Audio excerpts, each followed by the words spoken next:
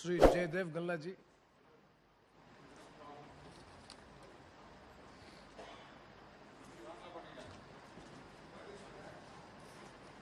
Sir.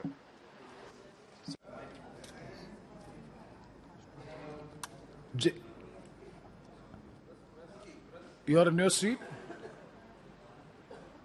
Okay. Yes. Thank you, sir.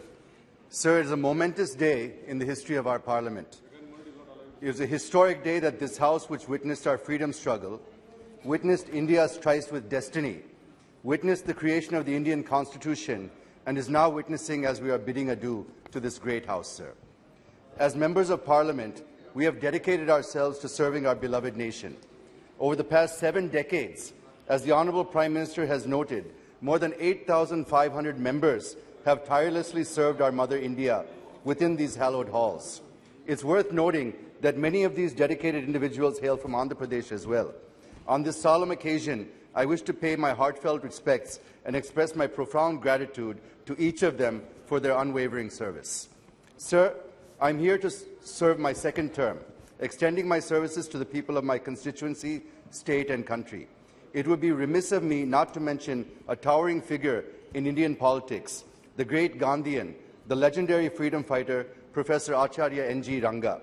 He served as a member of the Central Legislative Assembly from 1930 onwards and as a member of the Indian Parliament since independence until 1991. Professor Ranga achieved the remarkable feat of 60 years of service in this House, starting with the Constituent Legislative Assembly in 1930, and 50 years as a parliamentarian, earning him a place in the Guinness Book of World Records. Many of you have seen his statue at Building Gate number 4 of this Parliament House. Sir, Professor Ranga was an inspiration to generations of politicians, including my own grandfather, Sri Paturi Rajgopal Naidu, a freedom fighter and 2-time Member of Parliament during the 6th and 7th Lok Sabha.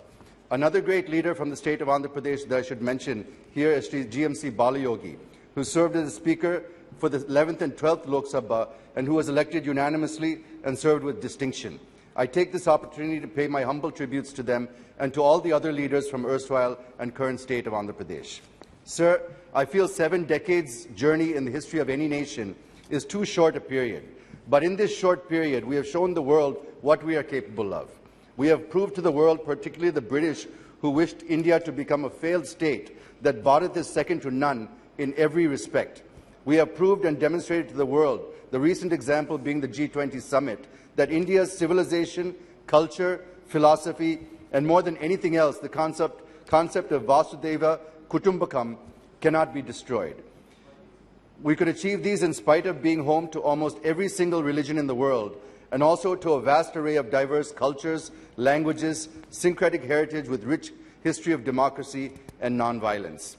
Sir, today's occasion is not to score brownie points. Today's occasion, I feel, is to remember our achievements, successes, experiences, and where we have faltered, and address them through the current discussion.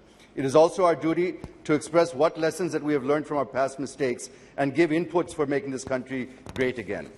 Sir, as Modi ji rightly says, that every government, every PM contributed towards the growth, progress and development of the country. The degree of pace, commitment and resolve might be different, but everyone contributed whatever they could for the sake of the country. So on this historic occasion, I remember all those great leaders, and I pay tributes on behalf of my Telugu Desam party and on my own behalf. But I would also like to highlight that it was during this period that the bifurcation of Andhra Pradesh was enacted. Sir, this Parliament, as the Honourable Prime Minister said in the morning, is a sacred institution, and whatever promise it makes will be sacrosanct.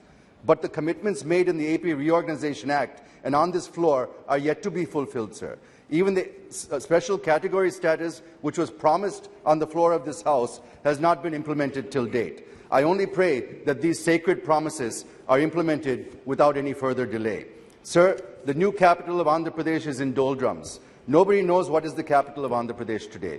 The farmers of Amaravati, who have been given more than 33,000 acres of land, are on a dharna for nearly 4 years. I wish and pray that Amaravati will remain as the sole capital of AP and that Government of India should intervene and do the needful in this regard. Sir, from 2014, under the leadership of Honorable Prime Minister Shri Narendra Modi ji, there have been many initiatives that have been introduced aimed at making India Atmanirbhar and positioning it as a global power.